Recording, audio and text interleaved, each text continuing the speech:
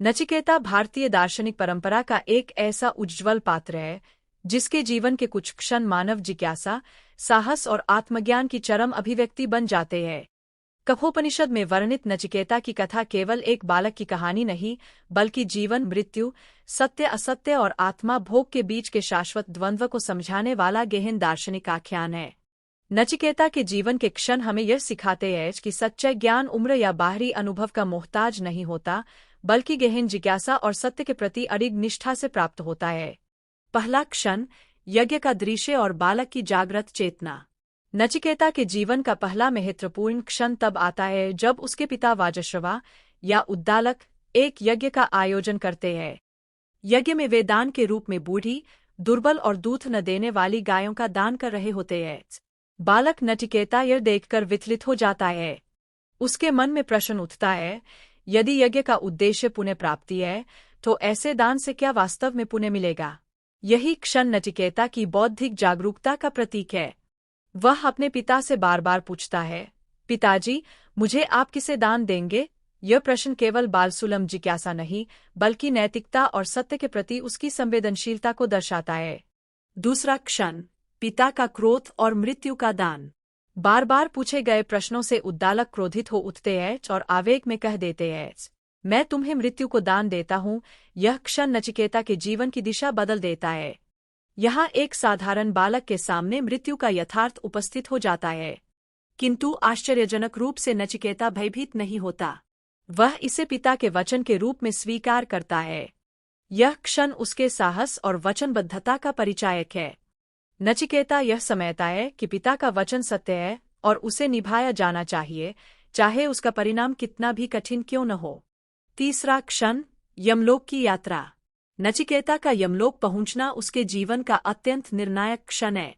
एक बालक का मृत्यु के लोक में प्रवेश करना प्रतीकात्मक रूप से यह दर्शाता है कि सत्य की खोज करने वाला व्यक्ति सांसारिक भय से ऊपर उठ जाता है। यमलोक में पहुंचकर नचिकेता 3 दिन तक यमराज की प्रतीक्षा करता है। यह प्रतीक्षा उसके धैर्य और संयम का अद्भुत उदाहरण है। भूखा प्यासा रहकर भी वह विचलित नहीं होता। यह क्षण हमें सिखाता है कि सच्चा साधक धैर्यपूर्वक अपने लक्ष्य की प्रतीक्षा करता है। चौथा क्षण, यमराज का स्वागत और 3 वरदान। जब यमराज लौटते हैं और नचिकेता के अतिथि सत्कार में हुई त्रुटि के लिए क्षमा मांगते हैं, तब वे उसे 3 वरदान देने का प्रस्ताव रखते हैं। यह क्षण नचिकेता की बुद्धिमत्ता को उजागर करता है। पहला वरदान वह अपने पिता की शांति और प्रसन्नता के लिए मांगता है, जिससे यह स्पष्ट होता है कि वह कर्तव्य और पारिवारिक मूल्यों को नहीं भूलता। दूसरा वरदान वह अग्नि विद्या के ज्ञान के रूप में मांगता है, जो जीवन के कर्मकांड और सामाजिक उत्तरदायित्वों से जुड़ा है। इन दोनों वरदानों में नचिकेता की संतुलित दृष्टि दिखाई देती है। वह न तो केवल आत्मकेंद्रित है, न ही केवल सांसारिक। पांचवा क्षण, मृत्यु के रहस्य पर प्रश्न। नचिकेता के जीवन का सबसे महान क्षण तब आता है जब वह तीसरे वरदान के रूप में यमराज से पूछता है, मृत्यु के बाद आत्मा का क्या होता है? क्या वह रहती है या नष्ट हो जाती है? यह प्रश्न मानव इतिहास के सबसे गहन दार्शनिक प्रश्नों में से एक है।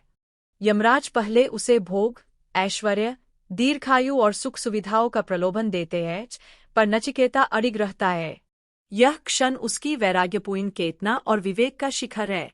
वह स्पष्ट रूप से कहता है कि ये सब क्षणिक सुख है जो मनुष्य को सत्य से दूर ले जाते हैं। छठा क्षण, श्रेय और प्रेय का विवेक।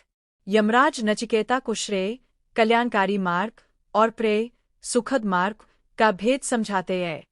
यह क्षण नचिकेता के जीवन का बौद्धिक उत्कर्ष है। वह समझता है कि मनुष्य के सामने हमेशा 2 मार्ग होते हैं, एक जो तत्काल सुख देता है और दूसरा जो दीर्घकालिक कल्याण की ओर ले जाता है। नचिकेता श्रेय का चुनाव करता है। यह क्षण केवल उसके जीवन का नहीं, बल्कि मानव जीवन के लिए एक सार्वकालिक संदेश बन जाता है। सातवां क्षण, आत्मज्ञान की प्राप्ति।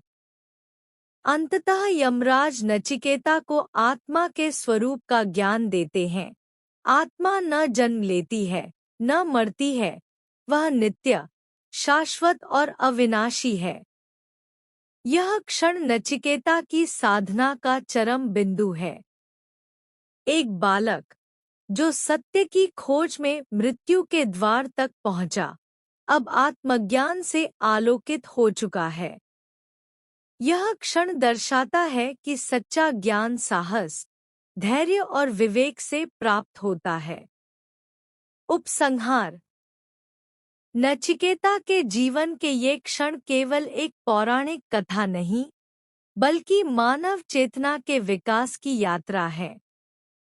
वे हमें सिखाते हैं कि प्रश्न पूछने का साहस, सत्य के प्रति निष्ठा और प्रलोभनों को ठुकराने की क्षमता ही मनुष्य को आत्मज्ञान की ओर ले जाती है।